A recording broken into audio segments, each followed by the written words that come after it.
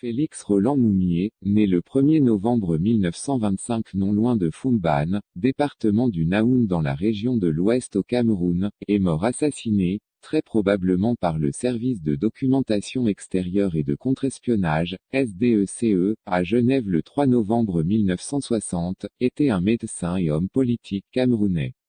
En 1960, en Suisse, Félix Moumié entre en contact avec des diplomates de la République populaire de Chine, achète des armes, fait imprimer des brochures, mais il mène aussi un train de vie dispendieux, révélé par les archives, et accorde sa confiance sans grande méfiance.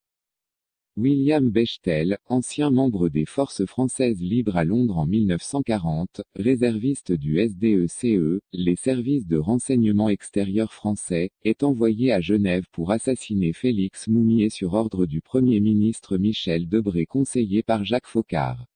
Il se fait passer pour un journaliste et l'invite au restaurant du Plat d'Argent dans la vieille ville où il l'empoisonne avec du thallium, autrefois utilisé comme « mort au rat », versé dans son apéritif.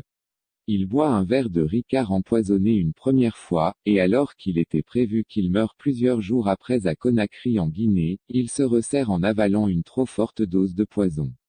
Les douleurs stomacales commencent à l'aube le lendemain.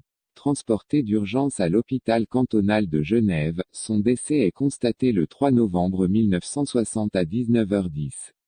Les autorités françaises et camerounaises feront circuler les hypothèses d'un règlement de compte interne à l'UPC ou d'un assassinat par les Russes.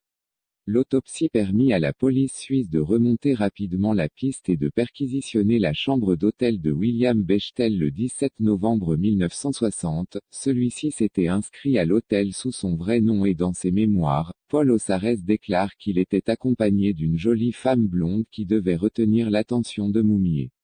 Bechtel est arrêté en 1974.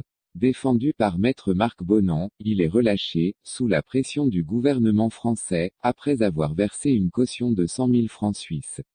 Son avocat déclare que « l'État français n'a pas payé, j'ai fait la tournée des popotes, il avait des amis ». La procédure traîne en longueur et aboutit à un non-lieu le 27 octobre 1980. N'hésitez pas à mettre un pouce bleu, de vous abonner, et d'activer la cloche de notification, pour que ensemble nous puissions étudier notre histoire à tous, celle de l'Afrique car un de nos proverbes dit, « Lorsque tu ne sais pas où tu vas regarde d'où tu viens », je compte sur vous très chers frères africaines, merci.